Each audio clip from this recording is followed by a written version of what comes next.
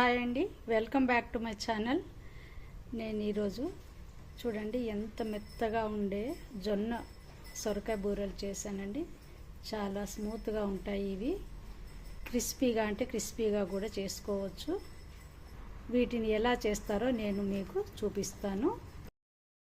ఇవి చేయడానికి నేను మిక్సీ జార్ తీసుకొని కొద్దిగా ధనియాలు వేసాను, 1/2 స్పూన్, 1 స్పూన్ జీలకర్ర, కొద్దిగా పసుపు, 1/2 స్పూన్ కారం, టేస్ట్కి సరిపడా సాల్ట్, 4 పచ్చిమిర్చి, 1 లవంగం క్రష్ చేసి వేస్తున్నాను. రాగులు సజ్జలు కలిపి పట్టించుకున్న పిండి 4 స్పూన్లు. ఇప్పుడు దీన్ని కోర్సుగా గ్రైండ్ చేసుకోవాలి. ఇప్పుడు నేను మిక్సింగ్ బౌల్లో 1/2 కప్పు పెసరపప్పు తీసుకుని 2 గంటలు నానబెట్టుకున్నానండి. కొద్దిగా 2 నిమిషాలు వేడి చేశాను దీన్ని. ఇప్పుడు బౌల్లో వేశాను. మిక్సీ పట్టుకున్న పచ్చిమిర్చి పేస్టుని వేస్తున్నాను. నల్ల నువ్వులు 1 స్పూన్, 1 పించ్ మిరియాల పొడి, 1/2 స్పూను ఓమ, 2 స్పూన్ల పల్లీలు, 2 స్పూన్ల నువ్వులు కలిపి దోరగా వేయించి పౌడర్ చేసుకున్నాను, అది వేస్తున్నాను. మీరు కావాలంటే స్కిప్ చేయొచ్చు. 2 వెల్లిపాయలు తురుముకున్నది, 1/2 ఇంచ్ అల్లం, ఇది కూడా గ్రేట్ చేసి తురుముకున్నది, సన్నగా తరిగిన కరివేపాకు ఎక్కువనే వేయాలండి. 100 గ్రామ్స్ సొరకాయని తురుముకున్నానండి, ఇలా ఇది వేస్తున్నాను. వీటన్నిటిని కలిపేస్తున్నాను. 1 పించ్ పసుపు.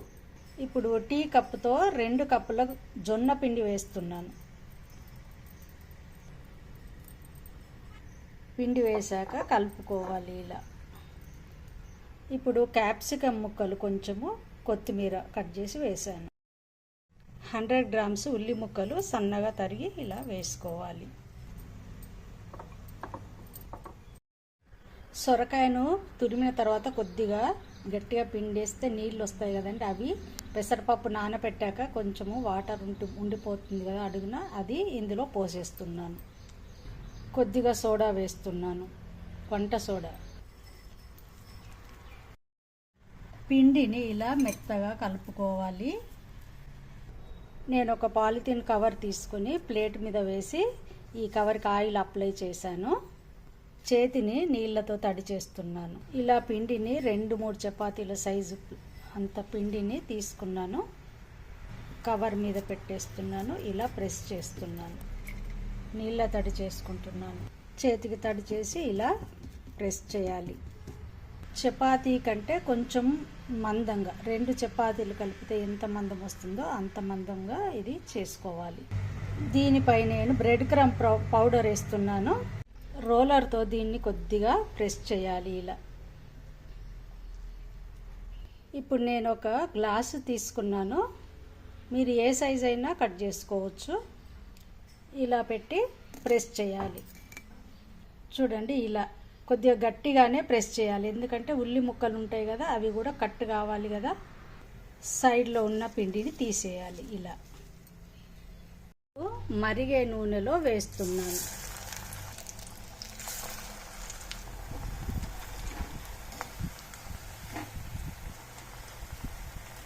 నేను కొబ్బరి నూనె పోసానండి, అందుకే కొద్దిగా నురగ వస్తుంది. మీరు ఏ ఆయిల్ అయినా వాడుకోవచ్చు. ఫ్లేమ్ హైలో పెట్టాను. బ్రెడ్ క్రమ్స్ లేకుండా కూడా వీటిని చేసుకోవచ్చు. ఇప్పుడు స్టవ్ ఫ్లేమ్ తగ్గిస్తున్నాను. ఇవి ఫ్రై అయిపోయాయండి, తీసేస్తున్నాను.